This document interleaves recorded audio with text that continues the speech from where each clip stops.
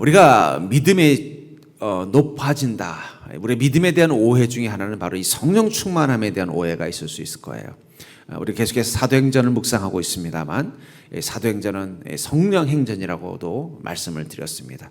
그 이야기는 바로 이 처음 교회가 세워진 이 시절에 그 모든 교회와 그리스도인들의 삶에 성령님이 임하셨고 성령님께서 그들의 인생을 강력하게 이끌어 가셨던 시간이기 때문에 성령 행전이라고도 표현한다고 말씀을 드렸어요.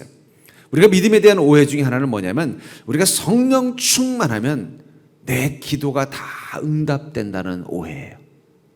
성령이 충만하면 내 기도대로 다 이루어진다라는 오해를 합니다. 그게 믿음이라고 오해하는 거예요. 하지만 그렇지 않습니다. 성령이 충만하면 내 기도대로 내가 기도하는 대로 이루어지는 것이 아니라 철저히 하나님의 뜻 앞에 순종하는 마음이 생기는 게 성령 충만이에요. 성령 충만하면 하나님 이거 해주세요 하면 그것을 응답받는 게 성령 충만이 아니라 성령이 충만해지면 충만할수록 철저히 주님 앞에 순종하는 믿음이 생기고 그 말은 다른 말로 표현하면 하나님의 뜻대로 살기로 용기와 결단이 생기는 게 성령 충만이라는 거예요. 그러니까 성령 충만한 사람은요 주님의 음성이 분명하게 들립니다. 성령이 충만한 사람은 주님의 음성을 따라 분명하게 그 길을 갑니다. 성령 충만하면 내 고집과 자아는 사라져버리고 오직 하나님의 음성 앞에 기쁨으로 반응하는 믿음만 남게 된다는 거예요. 오늘 본문에 나오는 이 바울도 성령이 충만한 자였습니다. 그리고 그는 선교의 길을 가고 있는 선교사였어요. 그런 그의 길을 성령께서 막고 계십니다. 그는 성령 충만하였고 선교자의 사명을 감당하기 위해서 여기는 아시아라고 되어 있지만 엄밀하게 말하면 이 터키 남부 지역을 말하는 거예요. 왜냐하면 그 당시 때 이 지중해권에서는 아시아라고 하면은 지금 우리가 생각하는 이 중국이나 이쪽이 아니라 이 터키 지역, 뭐 이쪽 지역을 아시아라고 생각했던 터키와 이라크, 이란 지역을 아시아라고 생각했던 시절이기 때문에 이 터키 지역을 복음을 전하러 가려고 하는데 성령께서 어떻게 하시냐면 계속 막으신다는 거예요. 복음을 전하러 가신다는데 지금 성령이 충만해서 가는데 그렇지라도 복음을 전하는 일들의 놀라운 열매들이 나타나고 있고 부흥의 역사가 나타나고 있는데 하나님이 계속 막으시더라는 거예요. 여러분 우리가 성령 충만할 때 하나님은 우리의 기도와 계획을 막으실 때가 있다는 사실을 기억하시기 바랍니다. 내가 성령이 충만하지 않아서 하나님이 내 기도와 계획을 막으시는 게 아니라 성령 충만하기 때문에 오히려 하나님께서 나의 기도와 계획을 막으실 때가 있다는 거예요. 그럼 그럴 때 여러분들은 어떻게 하시겠어요? 바울 목사님이 성령 충만함을 가지고 그 선교자로서의 사명을 감당하러 갈 때 하나님이 그 길을 막으셨던 것처럼 우리가 성령 충만함을 가지고 우리 인생을 살아갈 때 오히려 하나님이 우리 기도를 막으시고 우리의 계획을 막으실 때 우리는 어떻게 반응해야 할까요? 어떻게 반응하는 것이 바로 우리가 성령 충만한 자라는 증거일까요? 저는 오늘 바울 목사님이 하나님의 그 막으심을 따라서 더욱더 성령 충만한 자로 살아갔던 그 모습을 통해서 하나님이 우리 인생 가운데 기도를 막으시고 하나님이 우리 인생 가운데 그 계획과 뜻을 막으실 때 우리가 어떻게 믿음으로 반응해야 되는지에 대해서 온전히 깨닫는 믿음이 있기를 주의 이름으로 축복합니다. 먼저 우리가 하나님께서 우리의 기도와 계획을 막으실 때 우리는 어떻게 해야 될까요? 그것은 바로 하나님의 응답에 대한 확장성을 가져야 된다는 거예요. 좀 어려운 말을 썼습니다. 하나님의 응답에 대한 확장성을 확장성이라는 게 뭐냐? 여러분들 집이 좁으면 어떻게 해요? 요즘은 뭐 다 지어져 있지 옛날 집은요 예를 들면은 이 집이 한 칸 있다. 그래서 자녀가 커서 결혼을 하면은 어떻게 하는지 아세요? 집 옆에다가 이어가지고 또 처마를 내려가지고 집 한 채를 또 늘려요. 한 칸을 늘려요. 또 거기서 살다가 또 자손이 생겼는데 얘도 공부방 하나 만들어줘야 되겠다. 그럼 어떻게 해야 돼요? 그 옆에다가 또 지붕을 늘려가지고 또 한 칸을 늘리는 거예요. 그게 확장성이라는 거예요. 우리가 생각하는 하나님의 응답이라는 나름대로 한 칸의 방을 가지고 있어요. 그 생각 속에서 이것이 하나님의 응답이라고 생각하고 있는데 어느 순간 하나님이 내 기도를 막으시고 내 계획을 막을 때 지금 우리에게 필요한 건 왜 지금 내가 생각하는 이 틀 안에서 하나님 응답하지 않으십니까가 아니라 어쩌면 하나님은 지금 나에게 생각의 칸을 하나 더 늘리라고 마치 자식이 결혼하면 옆에 초가지붕을 더 늘려가지고 방 한 칸을 더 만드는 것처럼 그렇게 하나님의 응답에 대한 확장성을 가져야 된다는 거예요. 6절을 보시면은 성령이 아시아에게 말씀을 전하지 못하게 하시거늘. 성령님이 어떻게 했다는 거예요? 아시아에서 말씀을 전하지 못하게 했다는 거예요. 또 7절에 모세 앞에 이르러 비두니아로 가고자 애쓰되 예수의 영이 허락하지 아니한지라. 성령께서 아시아에 복음을 전하지 못하게 하니까 그럼 좀 다른 곳에라도 해볼까 했더니 거기도 막으시더라는 거예요. 두 번에서 계속해서 하나님이 막으셨다라고 말하고 있다는 거예요. 여러분, 댐이라고 아시죠? 댐? 우리나라에서 제일 큰 댐이 아마 소양강 댐하고 충주 댐일 거예요. 근데 그 댐은 원래 댐이 없을 때 거기는요 쭉 강물이 흘렀어요. 여기 이 평택은 없지만은 저쪽 위에 저 용인에 가면은 뭐 이동저수지인가요? 뭐 고삼저수지. 원래는 거기는 그렇게 크지 않은 개울물이 흐르고 있었어요. 아주 작은 건 아니지만 그래도 나름대로 개울물이 흘렀지만 거기를 어떻게 했어요? 막으니까 큰 호수가 생긴 거예요. 만약에 그 댐을 허물어 버리면 어떻게 될까요? 그 물은 다 사라지고 또 개울이 하나 생길 거예요. 개천이 생길 거예요. 하나님이 우리 인생을 막는 것은 마치 그 댐을 막는 것과 같습니다. 우리가 인생에 사는 인생이라는 작은 응답을 누리고 사는 이 작은 개울물과 같은 우리 인생 가운데 하나님이 막으시는 순간 그것은 하나님 우리 인생을 방해하는 게 아니라 더 큰 물이 될 수 있도록, 마치 그 댐을 통해서 앞에 개울물을 막고 나자 이제 그 다음부터 그 뒤에는요 큰 호수가 생기는 것처럼 더 큰 믿음의 물로 더 큰 사명으로 가게 하시기 위해서 막으신다는 거예요. 왜 하나님께서 바울 목사님에게 이 아시아 터키 지역 남부 지역의 복음을 전하는 것을 계속 막으셨는가? 그것은 바울이 터키에 복음 전하는 게 못마땅해서 그런 것이 아니에요. 하나님께서 그 터키 지역 이 남부 지역 사람들을 마음에 들어하지 않아서 그런 것이 아니라 하나님은 지금 어디에 복음을 전하기를 원하셨냐면 이 유럽 땅에 복음을 전하기를 원하셨고, 그 유럽 땅의 교두보인 바로 터키 건너편에 그리스 마게도니아 지역에 복음을 전하게 하시기 위해서 바울을 어떻게 한 거예요? 그리로 가지 말고 이쪽으로 가도록 만드신 거예요. 만약에 바울이 그때 요나처럼 고집을 부렸다면 어떻게 됐을까요?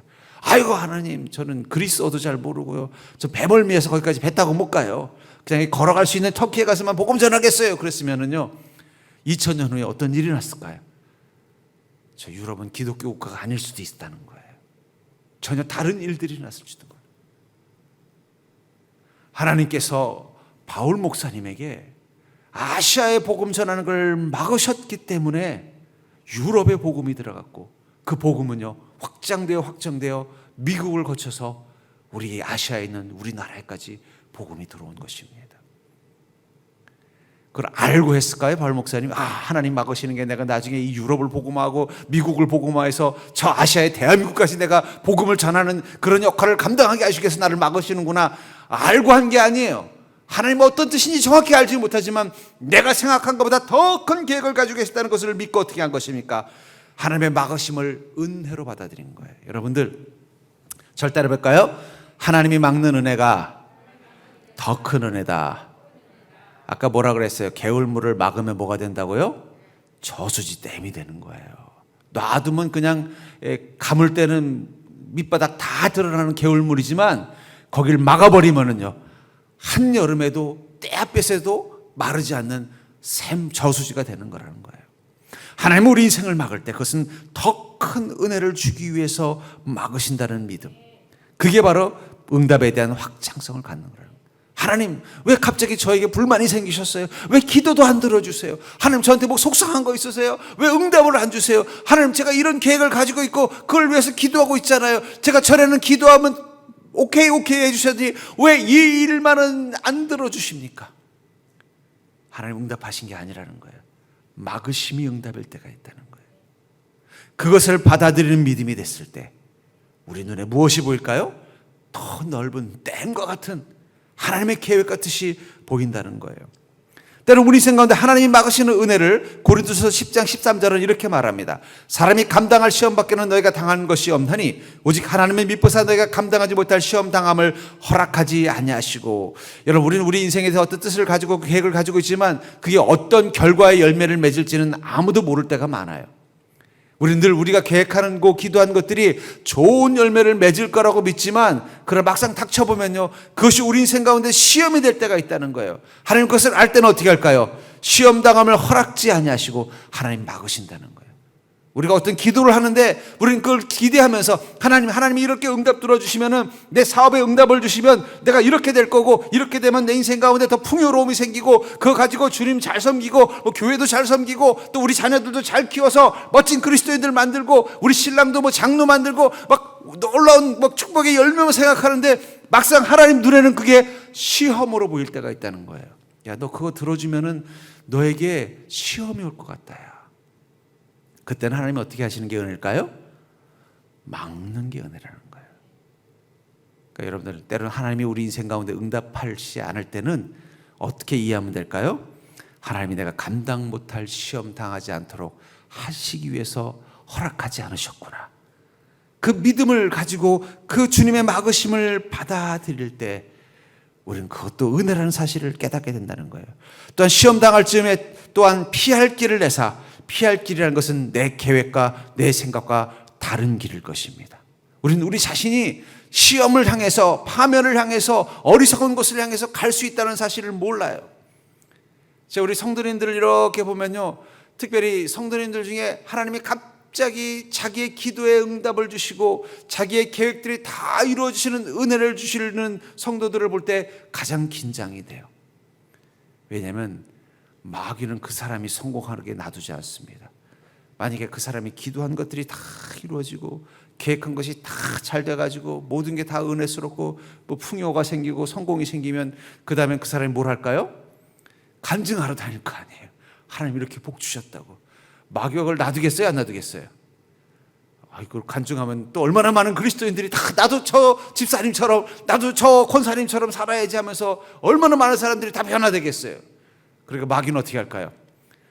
뭔가 인생에 기도하는 대로 되고 계획한 대로 되는 인생이 있으면 그걸 어떻게든지 막으려고 계략을 꾸민다는 거예요. 그때 가장 많이 쓰는 계략이 뭔지 아세요? 이 교만함이에요. 교만.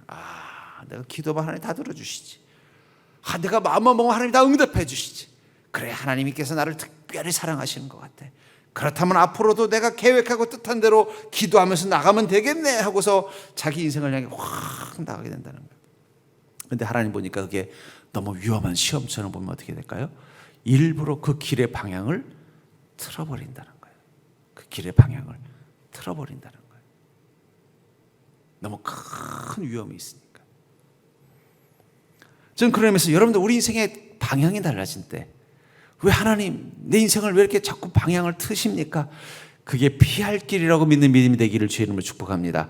내가 오른쪽으로 가게 해달라고 기도했는데 하나님이 자꾸 왼쪽 길만 보여준다면 그건 뭐 하라는 뜻이라고요? 피할 길을 보여주시는 것이다 하는 믿음 가지고 그 주님의 응답 앞에 감사하는 자가 되기를 주의 이름으로 축복합니다.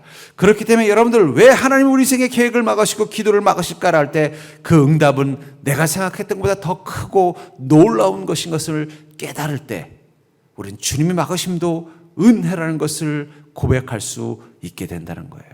바울 목사님은 왜 하나님이 나를 막으실까? 하나님은 어떤 큰 뜻을 가지고 계실까?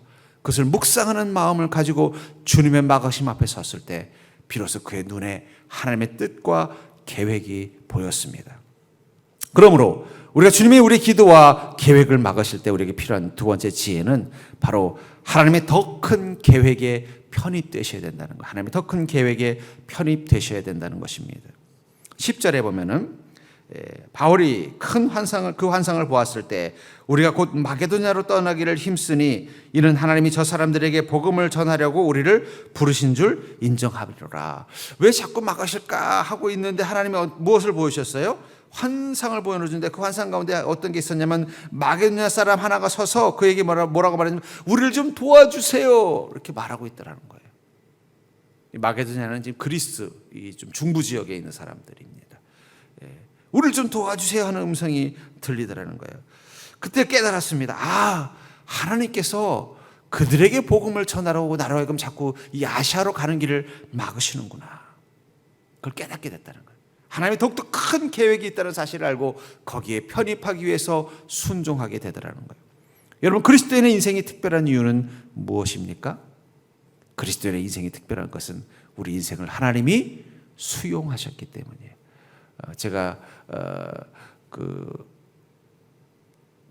3년 전인가 2년 전에 유럽에 그 종교 개혁지를 갔는데 이 마르틴 루터가 이 성경을 썼던 번역했던 곳을 갔어요. 그랬더니 그 마르틴 루터가 뭐 썼던 책상도 있고 뭐 성경책도 있고 뭐 펜도 있더라고요. 그래서 이게 뭐 마르틴 루터가 뭐 그런데 그 펜을 보니까 마르틴 루터가 쓴 펜은 좀 특별한 줄 알았어요. 하늘에서 갑자기 막 모세에게 하나님이 지팡이를 뭐 어떻게 하신 것처럼 그냥 막 쫙 할 줄 알았더니 그냥 아마 그 당시 시장에서 파는 문구점에서 파는 그런 그냥 보통의 펜이었던 것 같아요.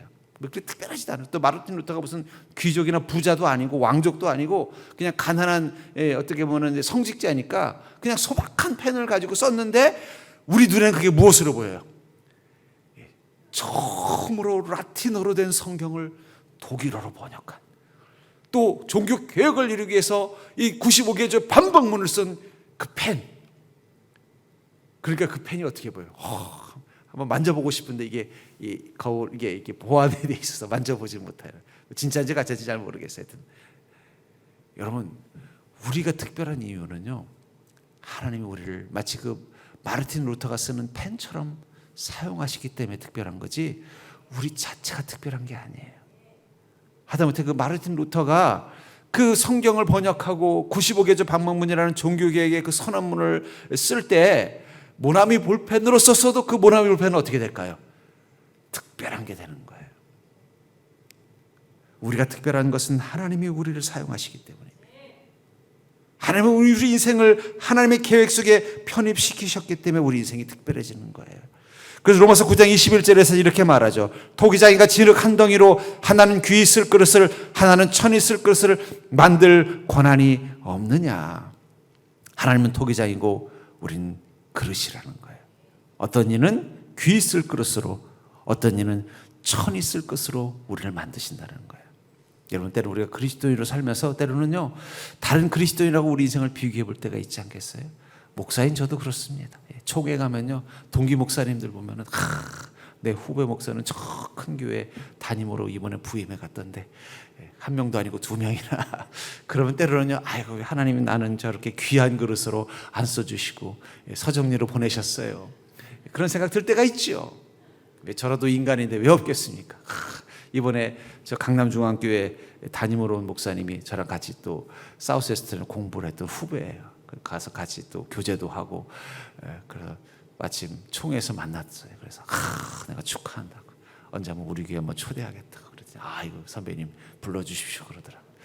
그런데 그래서 제가 그랬습니다. 야, 하나님이 누구는 귀한 그릇으로 쓰시고 누구는 천한 그릇으로 쓰시나? 이런 생각이 들다가 오늘 본문에서 뭐라고 말하고 있어요? 토기장이가 하나는 귀 있을 그릇으로, 또 하나는 전혀 쓸 그릇으로, 천이 쓸 그릇으로 만들 권한이 없느냐. 근데 저는 이 문장에서 더 은혜가 되는 건 뭐냐면 진흙 한 덩이로라는 말이에요. 여러분, 우리는 원래 진흙 한 덩이예요. 그릇도 아니고 진흙 한 덩이라고요. 여러분도 오늘 여기 교회 올 때, 물론 요즘은 그런 거 밟을 일 없지만 이 맨 땅에 굴러다니는 게 흙이에요. 우리는 그런 존재라는 거예요. 그런 존재를 하나님이 그릇으로 쓰시는 거예요. 그 사실만 깨달아도 감사하죠. 나같이 형편없는 존재를 하나님이 주의 종으로 써주시는 것만으로도 감사한데, 감히 어떻게 또 귀한 그릇, 천한 그릇을 따지겠습니까? 그릇으로 써주는 것만으로도 감사한 것이죠.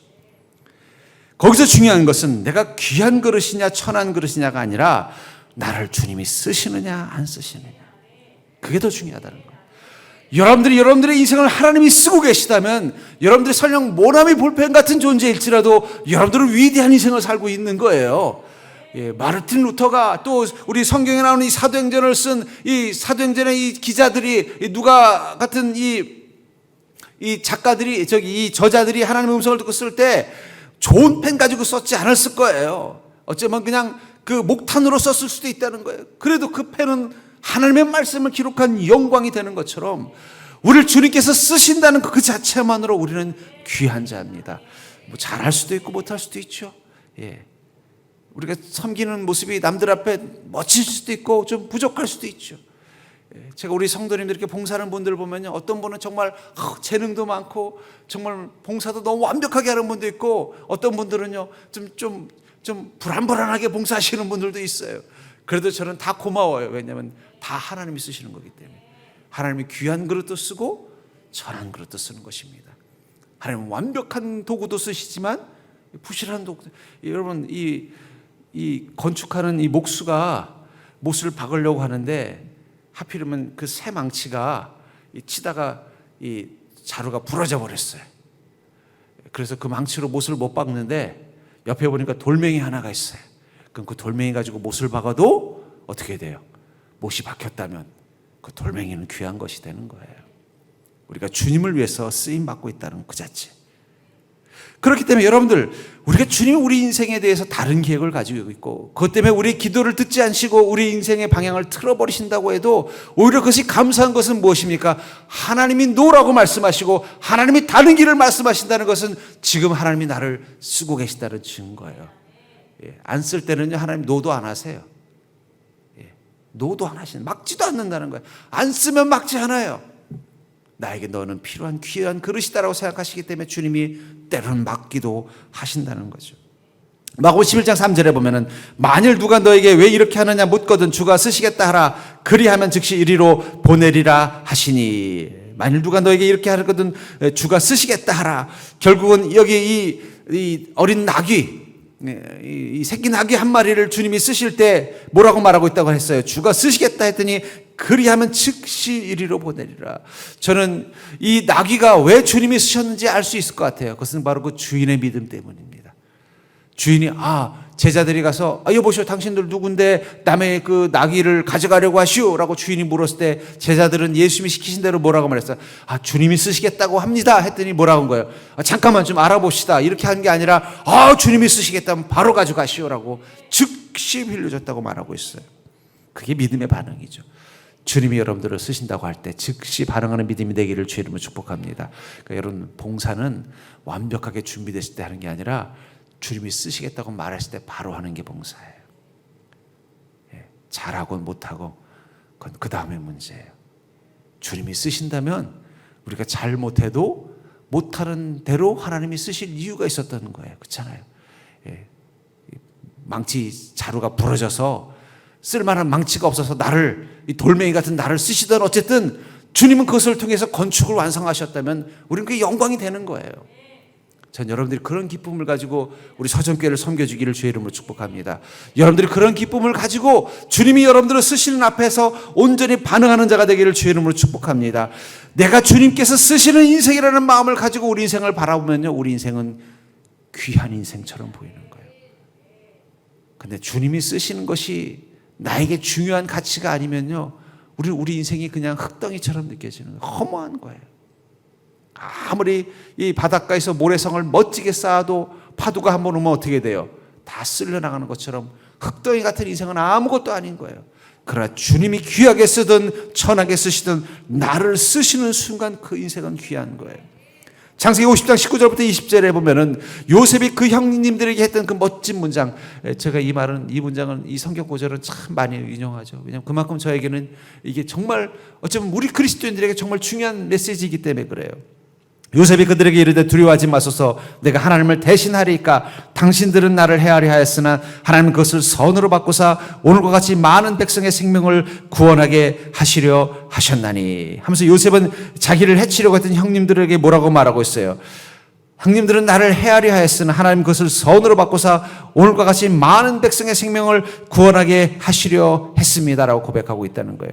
요셉은 자기 인생 가운데 일어났던 이 고난과 이 시련, 왜 하나님 제가 아버지 집에 있지 못하도록 하셨어요? 왜 하나님 제가 아버지 집에 가지 못하도록 자꾸 막으십니까? 하나님 제가 왜 아버지 집으로 돌아가다 해달라고 기도하면 기도할수록 저를 더 깊은 왕의 감옥으로 가두십니까? 그 기도할 때마다 그의 마음 가운데 하나님의 큰 계획이 느껴졌다는 거예요.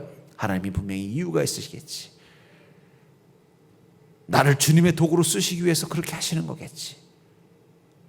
만약에 요셉이 그런 마음, 자기가 이제 국무총리가 돼 애굽의 총리가 돼서 이 기근 속에 있었던 많은 민족들을 이 기근 속에서 죽지 않도록, 굶어 죽지 않도록 도와주는 그런 위대한 영웅의 삶을 산 것에 포커스를 맞췄기 때문에 그는 뭐라고 말하는 거예요? 나는 형님들의 동생, 형들로부터 미움받고 버림받은 동생이 아니라 하나님이 내 인생을 쓰셔서 이 많은 민족들이 기아 가운데 죽지 않도록 도와주는 영웅의 삶을 살게 만들어 주셨습니다라고 고백하고 있다는 거예요. 다시 말해서 요셉은 하나님이 자기를 쓰심에 집중하는 거예요. 형님들이 나를 어떻게 저렇게 할 수 있어? 버림받은 동생이 아니라 하나님께 쓰임받는 도구라는 것에 관심과 집중을 가지고 있었다는 거예요. 여러분들, 하나님이 우리 인생을 막을 때가 있습니다.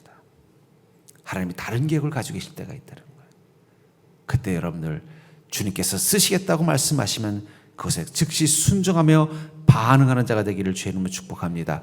성령님의 음성이 들린다는 건 물론 성령님이 우리 인생을 위로도 해주고 용기도 주시고 소망도 주지만 하나님이 우리를 찾고 계신다는 거예요.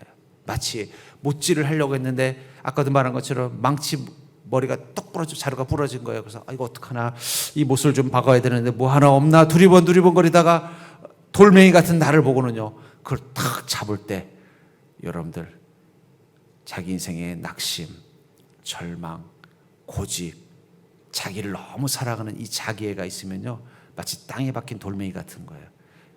주인이 요 정도면 못으로 박을 만하다고 잡았는데 알고 보니까 그 밑에 꽉 붙어가지고 땅에서 안 떨어지면 어떻게 되겠어요? 힘들어서 못하겠다. 또 다른 돌멩이를 주실 거예요. 주님이 여러분들을 잡으시려고 할 때 어떻게 돼요? 가볍게 해야 돼요. 어떻게 해요? 아무리 땅에 붙어 있어도 그래서 좀 가벼워져서 주님이 들기 편해야 그걸 가지고 못이라도 한 번 박아야 우리 인생이 뭐가 되는 거예요? 이제는 돌멩이가 아니라 주님께 쓰임받는 도구가 되는 거예요. 그러니까 성령님이 여러분들을 쓰시려고 할 때 어떻게 하라고요? 가볍게 한번 해보세요. 성령님이 날 쓰려고 하시네 그러면요, 망설이지 말고 어떻게 조금 이따 쓰시지, 조금 제가 하는 일 좀 마친 다음에 쓰시지 할 게 아니라 하고 뛸 준비하는 것처럼. 여러분들 저 달리기 100m 달리기 하는 거 보셨죠? 트랙에서 어떻게 해요? 쭈그리고 앉아있다가 저기 심판이 총을 들면 엉덩이를 어떻게 해요? 하늘로 치켜들잖아요. 왜 치켜들어요? 땅소리 하면 뛰려고. 여러분, 그런 믿음으로 주님 앞에 서는 자가 되기를 주의 이름으로 축복합니다.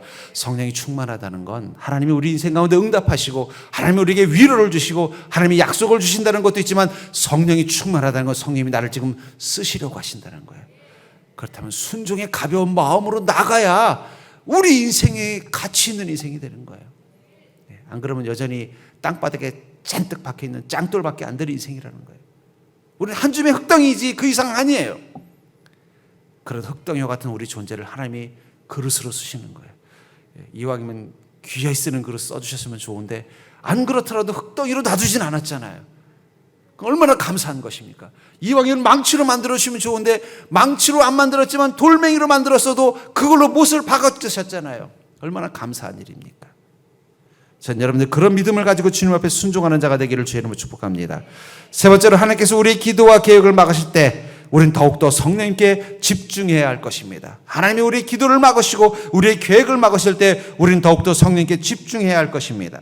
오늘 6절부터 10절을 계속 보시면 6절에 성령이라고 표현하고 있죠. 또 7절에는요 예수의 영이라고 표현하고 있습니다. 9절에는요 밤의 환상이, 그리고 10절에는 그 환상을 계속 어떤 일이 나는 거예요? 바울에게 성령님의 음성이 들리고 있는 거예요. 어떻게 음성이 계속 들렸을까요? 그것은 바울이 성령님께 철저히 집중하고 있었던 거예요. 왜 하나님이 내 기도에 거절을 하실까? 왜 하나님이 내 계획을 막으실까? 어찌어찌 가보려고 애를 쓰고 갈라디아 땅을 가고 비두니아로 갔지만 허락하지 않음이 자꾸 느껴지는 거예요. 하나님이 원치 않는 게 자꾸 느껴지는 거예요. 그럴수록 더 어떻게 된 거예요? 하나님 왜 저의 길을 막으십니까? 계속 하나님께 집중하는 거예요. 운전을 하시는 분들은 이 밤길 운전을 할 때, 특별히 이 도시가 아니라 좀 외곽 지역의 밤길 운전을 할 때는요 더 고도의 집중을 해야 돼요. 그 어두운 도로에서 무엇이 튀어나올지 모르고 그 도로 사정이 어떨지 모르기 때문에 어떻게 돼요? 그냥 전심을 다하고 앞을 봐야 돼요. 그 작은 그 헤드라이트 조명이 비춰지는 그 좁고 흐릿한 앞길을 어떻게 해요? 막 집중을 하면서 통과하는 거예요. 그래야만 그 길을 무사히 통과할 수 있어요. 우리는 지금 영적으로 어두운 밤길을 지나가고 있습니다. 우리의 기도가 응답되지 않고 우리의 길이 막히는 이유 중에는요 하나님의 응답하시지 않음도 있지만 우리가 처한 상황이 너무 어두운 밤길, 마귀의 계약과 마귀의 계계와 마귀의 공격이 심한 시간들을 통과하고 있는 거예요. 그럴 때 우리는 어디에 집중해야 돼요? 성령께 집중해야죠. 성령께서 우리 인생을 비추시는 그 빛 앞에 집중해야죠. 성령께서 인도하시는 그 길에 집중을 해야죠. 어디 지금 딴 데 정신 팔 일이 어디 있어요? 왜냐하면 지금 세상이 너무 어두운데, 지금 여러분 세상이 지금 얼마나 어두워져 가고 있습니까? 영적으로 얼마나 어두워지고 악해져 가고 있습니까? 이 속에서 우리가 성령에게 집중하지 않으면 우리가 이 길을 무사히 통과할 수가 없는 시간을 보내고 있다는 거예요. 지금 코로나로 인해 다들 지쳐 있지만 여러분, 지칠수록 더 우리는 성령에게 집중해야 돼요. 왜냐하면 지금 너무 위험한 거거든요. 어떤 일이 날지 모르는 거예요. 더 성령님께 우리 인생을 맡기고 주님의 인도하심을 따라갈 수 있도록, 마치 바울 목사님이 성령님이 자꾸 그 길을 막을 때마다 더 성령님께 집중하면서 왜 하나님 막으시는지 그 뜻을 이해하기 위해서 애를 쓰고 몸부림치는 믿음으로 한 걸음 한 걸음 나아간 것처럼, 우리 인생이 더 어두워 보이고 앞으로 알 수 없을 때 더 성령님께 더 기도하는 믿음으로, 성령의 음성에 더 귀를 기울이는 믿음으로 한 걸음 한 걸음 나아가야 이 어두운 길을 무사히 통과할 수 있다는 거예요. 시편 25편 21절부터 22절에 보면, 내가 주를 바라오니 성실과 정직으로 나를 보호하소서. 하나님의 이스라엘을 그 모든 환난에서 속량하소서. 내가 주님께 집중하겠다는 거예요. 그때 나를 보호해달라는 것입니다. 여러분, 우리가 하나님께 집중할 때 성령이 우리를 보호하십니다. 무엇으로요? 성실과 정직. 그것은 완전함으로 보호하신다는 거예요. 어두울수록, 인생의 문제가 많을수록, 내일 일을 알 수 없는 그 짙은 안개와 같은 인생의 시대를 지나갈수록 우리는 더욱더 하나님께 집중하는 믿음을 가져야만 하나님 우리를 보호하심을 경험할 수 있다는 거예요. 그 모든 환난에서 속량하소서, 구원하소서. 우리 앞에 지금 어떤 환난이 숨겨져 있는지 몰라요. 세상이 지금 너무 급변하고 있어서 전문가들도 잘 모르겠다 그래요. 요즘은요, 내일 일은 난 몰라요는 그리스도인만 부르는 게 아니라 세상의 지도자들도 다 그 노래 부르고 있어요. 내일 일은 난 모르겠다 그래요. 정치가들도 모르겠고, 경제인들도 모르겠고, 학자들도 모르겠고, 다 내일 일은 난 모르겠다. 도대체 뭘 어떻게 되는지 모르겠다는 거예요. 뭘 하긴 하는데 불안한 거예요. 이럴 때일수록 우리는 어디에 집중해야 될까요? 모든 환난에서 우리를 구원하시는 성령님께 집중할 수밖에 없다는 거예요. 여러분들 지금 위험한 사회 속에 있어요. 제가 최근에 읽은 책 중에 하나가 뭐냐면 위험 사회예요. 책 제목도 위험 사회. 그 책의 주제가 뭐냐면 앞으로 인류가 딱 경험할 사회는 위험한 사회라는 거예요. 이 코로나와 같은 이런 생각지 못했던 위험 요소들이 너무 많은, 마치 휴전선 DMZ 안을 걸어가는 것과 똑같다는 거예요. 저는 전방에서 군 생활을 해봤기 때문에 이 DMZ가 얼마나 위험한지 알아요. 한 번은 우리 공병대들이 자갈을, 골재를 채취하려고 그 전방에 있는 그 하천에서 이 포크레인으로 석재를 가다가 비상이 걸렸어요. 6.25 때 썼던 그냥 대전차 지뢰하고 막 폭탄들이 그냥 한꺼번에 발견된 거예요. 만약에 그 잘못해서 포크레인이 잘못 건드려서 터졌으면 거기 있는 군인들 다 죽었을 거예요. 그냥 다들 긴장해가지고 초긴장해가지고 물러나고 나서 이제 이 소위 말하는 이 폭탄 해체 처리반이 와가지고 이렇게 해가지고는 해결하는 걸 봤어요. 여러분, 지금은 위험 사회입니다. 전문가들이 뭐라고 말하냐면 앞으로는 위험 사회라는 거, 무슨 일이 일어날지 모른다는 거예요. 전문가들도 내일 일은 난 몰라요라고 말할 수밖에 없는 사회라는 거예요. 정치가들도 내일 일은 말은 몰라요라고 말할 수밖에 없는 사회라는 거예요. 경제인들도 내일 일은 난 모르겠습니다라고 말할 수밖에 없는 이 사회를 살고 있는데, 하물며 우리같이 힘없고 연약한 서민들이 어떻게 내일 일을 할 수 있겠어요? 우리에게 더 위험한 사회라는 거예요. 그 속에서 우리가 어떻게 해야 될까? 우리가 붙잡을 수 있는 것은 성령님밖에 없습니다. 특별히 그리스도인의 삶은요, 세상 사람들보다 더 위험합니다. 왜냐하면 세상 사람들은요, 경제라는 위험, 정치라는 위험, 또 안보라는 위험, 하지만 우리 그리스도인에게는 거기 더해서 마귀라는 위험까지 같이 있잖아요. 우리는 더 위험한 인생을 가고 있는 거예요. 그렇기 때문에 우리는 더 성령의 충만함을 가지고 성령님께서 우리 인생을 이끌어가도록 맡기셔야 돼요. 하나님이 막으신다는 건 나를 살리기 위해서 막으시는 것입니다. 하나님께서 내 인생의 길을 틀어버리신다는 것은 나에게 피할 길을 주시기 위해서 내 인생의 길을 틀어버리는 거예요.